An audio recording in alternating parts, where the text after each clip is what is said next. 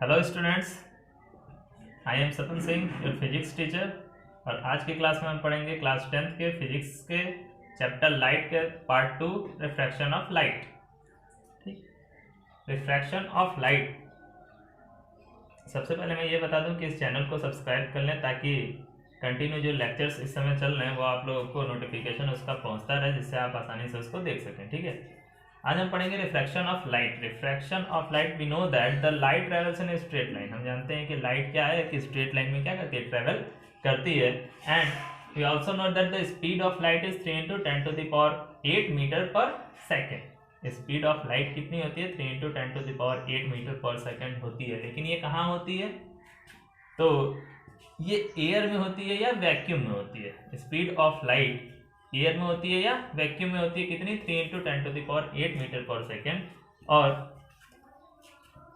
जब light travel करती है तो उस कंडीशन में कभी कभी ऐसा आता है कि एक मीडियम से दूसरे मीडियम में लाइट क्या करती है, एंटर करती है। सपोज दैट एयर मीडियम से ग्लास मीडियम में एंटर कर रही है, या एयर मीडियम से वाटर मीडियम में एंटर कर रही है। तो उस कंडीशन में क्या होता है कि लाइट जो है अपने डायरेक्शन को बदल देती है, और इसी डायरेक्शन को चेंज करने को क्या कहते हैं, रिफ्रैक्शन ऑफ लाइट कहते हैं। मतलब the change in direction of light when it passes from one medium to another medium is called refraction of light. एक मीडियम से दूसरे मीडियम में जब भी लाइट रे एंटर करती है तो उस कंडीशन में वो अपने डायरेक्शन को चेंज कर देती है। उसी चेंज इन डायरेक्शन को रिफ्रैक्शन ऑफ लाइट कहते हैं। और we can say that the bending of light when it goes from one medium to another medium is called reflection of light। जब लाइट रे एक मीडियम से दूसरे मीडियम में जाती है तो उस कंडीशन में वो बैंड हो जाती है, मतलब किसी एक तरफ झुक जाती है। उसको भी हम कहते हैं क्या, refraction of light. Suppose that ये ग्लास है, ऊपर क्या है, एयर। ये ग्लास है, ऊपर एयर है। And we know that light travels in a straight line. और एयर अलग मीडियम है, ग्लास अलग मीडियम है। और लाइट के बारे में हम जानते हैं, पढ़ चुके हैं कि लाइट वैक्यूम में भी ट्रेवल कर सकती है, एयर में भी ट्रेवल करती है, सॉलिड और लिक्विड में भी ट्रेवल करती है। ठीक है, तो ये हमारा एयर, जब भी लाइट रे एक मीडियम से दूसरे मीडियम में एंटर कर रही है तो यहाँ से इसका डायरेक्शन थोड़ा क्या हो जाएगा, चेंज हो जाएगा।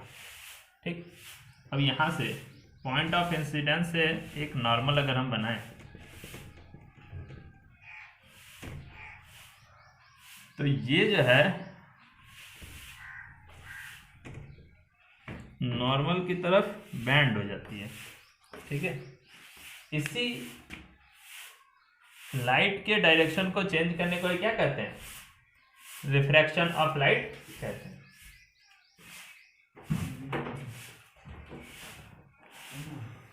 तो ये था हमारा रिफ्रैक्शन ऑफ लाइट।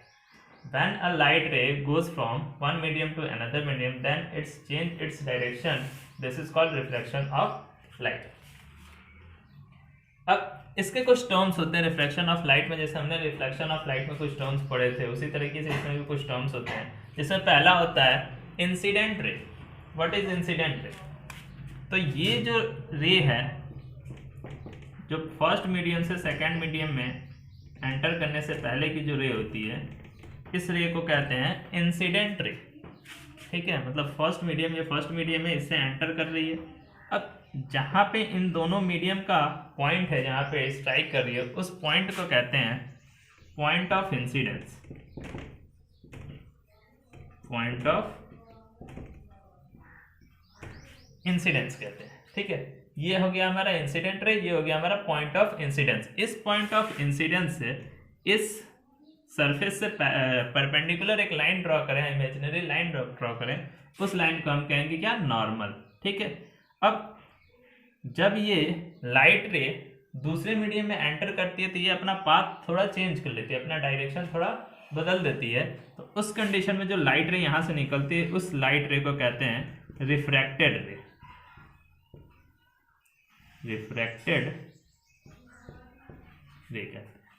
ठीक है, तो इनमें हमने कुछ टर्म्स पढ़े, incident ray, point of incidence, normal, refracted रे। आगे आता है एंगल ऑफ इंसिडेंस। जो हमने रिफ्लेक्शन ऑफ लाइट में भी पढ़ा है, एंगल ऑफ इंसिडेंस मतलब इंसिडेंट रे और नॉर्मल के बीच का जो एंगल होता है उसको एंगल ऑफ इंसिडेंस कहते हैं। रिफ्रैक्टेड रे और नॉर्मल के बीच का जो एंगल होता है उसको हम कहते हैं एंगल ऑफ रिफ्रैक्शन, मतलब angle I and angle R. तो ये कुछ टर्म्स है। अब कॉज ऑफ रिफ्रैक्शन हमें पढ़ना है कि ये रिफ्रैक्शन आखिर में होता क्यों है, जो लाइट है वो अपना डायरेक्शन चेंज क्यों करती है। तो then we know that the speed of light is different in different medium और सब्सटेंसेस। तो स्पीड ऑफ लाइट होती है वो अलग अलग मीडियम में अलग अलग स्पीड ऑफ लाइट होती है। जैसे मैं आपको बता दूं, speed of light in air, speed of light in air होता है हमारा 3 × 10⁸ मीटर पर सेकेंड। ये आप लोग पढ़ चुके हैं, कितना होता है 3 × 10⁸ metre per second. But speed of light in glass ये होता है 2 × 10⁸ मीटर पर सेकेंड। अगर यहां देखा जाए तो 3 × 10⁸ मीटर पर सेकेंड से 2 × 10⁸ मीटर पर सेकेंड बहुत ही क्या है, कम है। और यही जो स्पीड के डिफरेंसेस के थ्रू ही क्या होता है, यहाँ पे रिफ्रैक्शन ऑफ लाइट होता है। मतलब एयर में जब लाइट रे ट्रेवल करती है तो काफ़ी हाई स्पीड से ट्रेवल करती है, 3 × 10⁸ मीटर पर सेकेंड की स्पीड से ट्रेवल करती है। और वही जब ग्लास मीडियम में एंटर करती है तो उसका स्पीड क्या होता है, बहुत ही कम हो जाता है। मतलब 3 × 10⁸ से 2 × 10⁸ मीटर पर सेकेंड होता है। सो वो क्या होती है, अपने डायरेक्शन को चेंज कर लेती है। ठीक है, अब आगे बढ़, ये तो हमारा हो गया कॉज ऑफ रिफ्रैक्शन। रिफ्रैक्शन होता क्यों है, तो the refraction of light is due to the change of the speed of light on going from one medium to another medium. अब हमें पढ़ना है कि डायरेक्शन चेंज होता है, लेकिन किस तरह से डायरेक्शन चेंज होता है, या तो लेफ्ट जाएगी या राइट जाएगी। तो उसको हम कैसे जानेंगे, कब ये लेफ्ट जाएगी कब ये राइट जाएगी। ठीक है, तो उसके लिए हम पढ़ेंगे, उसकी दो कंडीशंस होती हैं। ये लाइट रे कब किस तरह से चेंज होगी उसके लिए दो कंडीशंस होती हैं। तो इसको यूज करते हैं।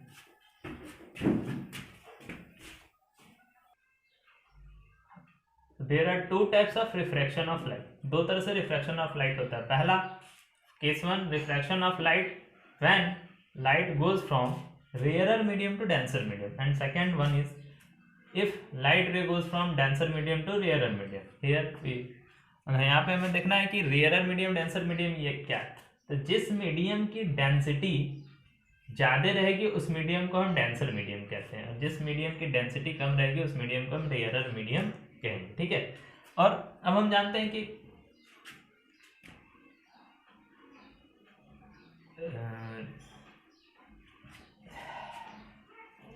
डेंसर मीडियम जिसकी डेंसिटी ज़्यादा होती है, रेयरर मीडियम जिसकी डेंसिटी क्या होती है, कम होती है। अब हम देखते हैं कभी जब हम बाइक लेके बाजार वगैरह में जाते हैं, जब रश बहुत ज़्यादा होता है रोड पे, तो उस कंडीशन में हमारी स्पीड क्या हो जाती है, कम हो जाती है। और जब रोड खाली रहता है तो उस कंडीशन में हमारी स्पीड ज़्यादा रहती है। सेम कंडीशन यहाँ पे क्या होता है, लाइट का भी होता है। जब लाइट रे रेयरर मीडियम में एंटर करती है, मतलब जिसकी डेंसिटी कम है, तो उस कंडीशन में उसकी स्पीड क्या होती है, ज़्यादा होती है। और जब लाइट रे डेंसर मीडियम में एंटर करती है जिसकी डेंसिटी ज़्यादा है, तो उस कंडीशन में उस लाइट की स्पीड क्या हो जाती है, कम हो जाती है। ठीक है, तो अब हम यहाँ पे केस 1 देखेंगे और केस 2 देखेंगे। केस 1, सपोज दैट ऊपर ग्लास है नीचे एयर है। ठीक है, और लाइट रे ग्लास मीडियम से एयर मीडियम में, मतलब डेंसर मीडियम से रेयरर मीडियम में एंटर कर रही है। तो उस कंडीशन में क्या होता है, refraction of light when it goes from denser medium to rarer medium, after refraction it bends away from the normal. क्या होता है, ये हमारा क्या है, नॉर्मल। और जब डेंसर मीडियम से रेयरर मीडियम में लाइट रे एंटर करेगी तो उस कंडीशन में after refraction it bends away from the normal, ये नॉर्मल से दूर हो जाएगी। अब देखो ये लाइट रे यहाँ आ रही है, अगर ये सीधे आती तो कहीं इस डायरेक्शन में जाती, लेकिन ये नॉर्मल यहाँ है तो नॉर्मल से दूर चली जाती है। ठीक है, तो ये यहाँ पे इस डायरेक्शन में जाएगी। दूसरा कंडीशन क्या होता है, case 2, refraction of light when it goes from rarer medium to denser medium, it bends towards the normal. क्या होता है, जब रेयरर मीडियम से डेंसर मीडियम में एयर से ग्लास में आएगी उस कंडीशन में ये देखो जाना चाहिए था इस तरफ और ये चली गई किधर, bends towards the normal, normal की तरफ झुक गई और ये नॉर्मल से दूर हो रही है। ठीक है, तो जब भी स्पीड ऑफ लाइट क्या होगा, कम होगा, तो नॉर्मल से वो स्पीड ऑफ लाइट कम होगा तो नॉर्मल के तरफ झुकेगी और स्पीड ऑफ लाइट ज़्यादा होगा तो वो दूर जाएगी। ठीक है, तो जब भी रेयरर मीडियम से डेंसर मीडियम में जाएगी तो bends towards the normal. When light ray enter from denser medium to rarer medium its bends away from the normal, ये नॉर्मल से क्या होगी, दूर जाएगी। ठीक है, तो ये दो तरह के रिफ्रैक्शन ऑफ लाइट थे, केस 1 एंड केस 2। अब इसमें एक चीज और देखेंगे हम, जो ये एंगल बनता है हमारा रिफ्लेक्शन ऑफ लाइट के अकॉर्डिंग, ये एंगल हमेशा इक्वल नहीं रहता, ये एंगल यहां पे बदलता है। अब देखो case 1, when light ray enter from denser medium to rarer medium, it bends away from the normal, so we can say that angle I is less than angle R। Clear? अब ये normal से दूर जा रहा है ना, अगर यहाँ पे आता तो ये इक्वल एंगल बनाता, वर्टिकली अपोजिट एंगल बनाता, लेकिन दूर जा रहा है तो ये एंगल क्या हो रहा है, ज्यादा हो रहा है, तो एंगल आर क्या हो जाएगा, एंगल आई से ग्रेटर देन एंगल आर। ठीक है, तब so we can say that angle I is less than angle r, और we can say that angle r is more than angle i, मतलब एंगल ऑफ रिफ्रैक्शन ज्यादा होगा angle of incidence से। वही case 2 में देखेंगे, when light enter from rarer medium to denser medium its bends away from the normal, जब bend away from the bend towards the normal, normal की तरफ जब बेंड होगा तो उस कंडीशन में एंगल आर क्या हो जाएगा, कम हो जाएगा। तो हम ये कह सकते हैं कि angle I is greater than angle R, angle of incidence is greater than angle of refraction. ठीक है, तो ये हमारा था 2 टाइप्स के refraction of light, case 1 case 2। ठीक है, केस 1 में क्या होता है, when light ray enter from denser medium to rarer medium it bends away from the normal, then angle I is less than angle R।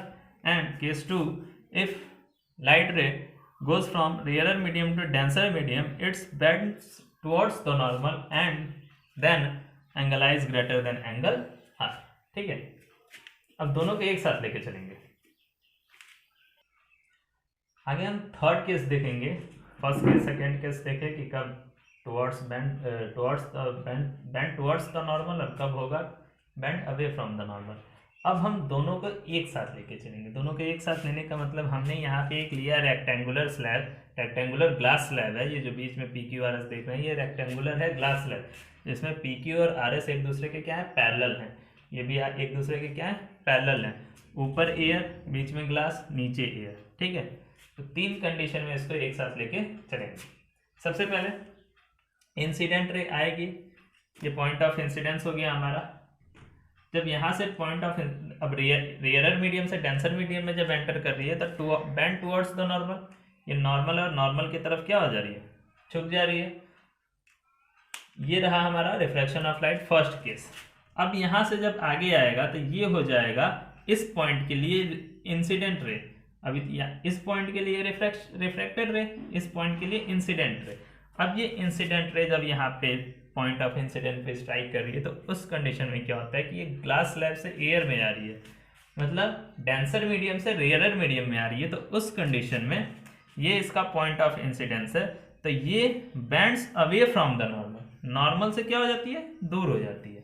ठीक, तो इस कंडीशन में जो आ रही है रे उसको कहते हैं इंसिडेंट रे, ग्लास के अंदर जो रे जा रही है रिफ्रैक्ट होके उसको हम कहेंगे रिफ्रैक्टेड रे। और थर्ड कंडीशन में जब ग्लास से बाहर फिर एयर में रे निकलती है तो उस रे को हम कहते हैं इमर्जेंट रे। एक नया नाम आ गया यहाँ पे, क्या कहते हैं उसको, इमर्जेंट रे। ठीक है, अब हम देखेंगे कि यहाँ से इंसिडेंट रे आई, फिर टुवर्ड बेंड्स द नॉर्मल और फिर bend away from the normal, तो ये इस डायरेक्शन में चली गई। ये रेक्टेंगुलर ग्लास स्लैब है। अब हम इसको जब हम आगे लाइन ड्रॉ करें तो ये हमारा हो जाता है original path of incident ray. क्या है? Original path of incident ray, मतलब अगर लाइट का रिफ्रैक्शन नहीं होता तो ये लाइट रे इसी पाथ से होके क्या होती, आगे जाती। बट बीच में रेक्टेंगुलर स्लैब है, लाइट का रिफ्रैक्शन हो रहा है, उस कंडीशन में जब बाहर निकल रही है लाइट रे तो उसका पाथ कुछ इस तरीके से चेंज हो रहा है। बट हम देखेंगे कि ये लाइट रे और ये ओरिजिनल पाथ दोनों एक दूसरे के हमेशा क्या होंगे, पैरेलल होंगे। पैरेलल क्यों होंगे? क्योंकि एंगल आई जितना होगा उतना ही एंगल ई भी होगा। हाँ, एंगल ई हम बता दें, एंगल ई क्या है? एंगल ई को कहते हैं एंगल ऑफ इमरजेंस, ठीक है। The angle which the emergent ray makes with the normal is called angle of emergence. उस एंगल को जो नॉर्मल के साथ इमरजेंट रे एंगल बनाती है, उस एंगल को एंगल ऑफ इमरजेंट कहते हैं। और एंगल ऑफ इमरजेंस और एंगल ऑफ इंसिडेंस इक्वल हो जाएगा, ठीक है। इसलिए ये लाइट रे एक दूसरे के क्या हो जाएगी, पैरेलल हो जाएगी। अब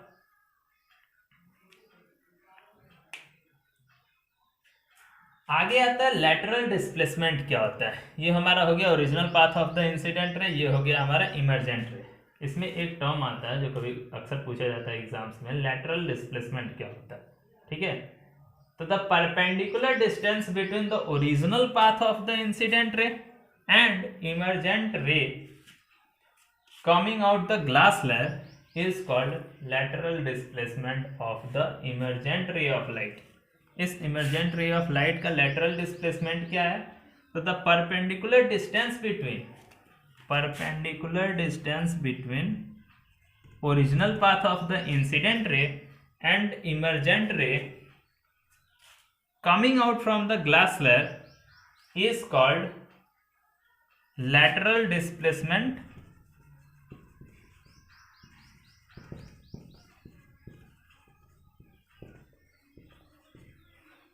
is called lateral displacement of the emergent ray का lateral displacement क्या है?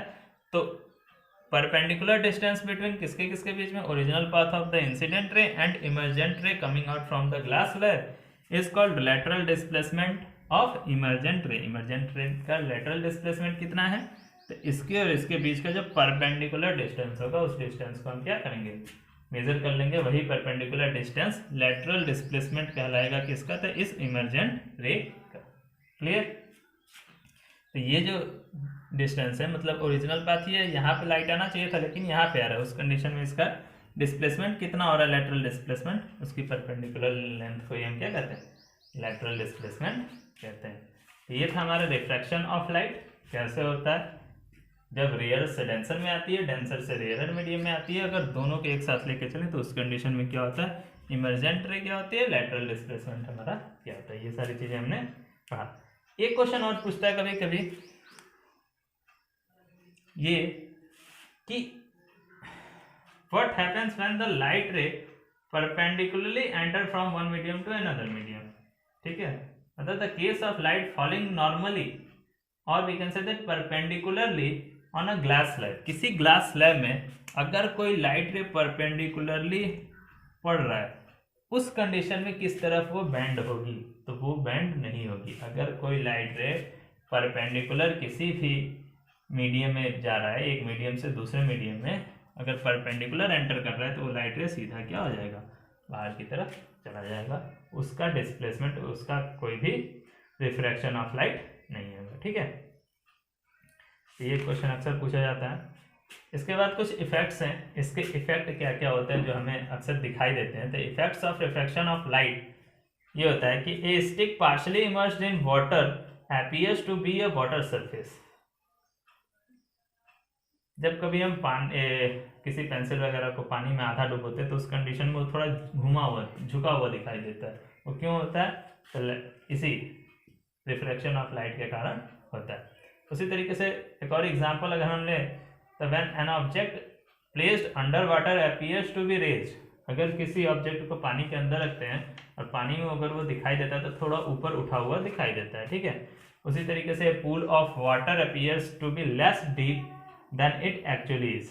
अगर पूल देखें, स्विमिंग पूल वगैरह, तो उसमें जब पानी को देखते हैं तो वो एक्चुअली में जितना गहरा होता है उससे क्या होता है, कुछ कम ही गहरा हमें दिखाई देता है। क्यों? क्योंकि वहाँ पे भी क्या होता है, रिफ्रैक्शन ऑफ लाइट होता है।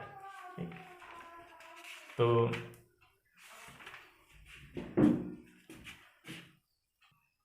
ये था आज का हमारा टॉपिक रिफ्रैक्शन ऑफ लाइट, जिसके बारे में आप लोगों ने पढ़ा। अगर आपको वीडियो पसंद आए तो इसको लाइक करें, सब्सक्राइब जरूर करें, ताकि नेक्स्ट वीडियो आप हमें जब भी आए तो उसको आपका नोटिफिकेशन मिल सके, उसको आप देख सकें। धन्यवाद।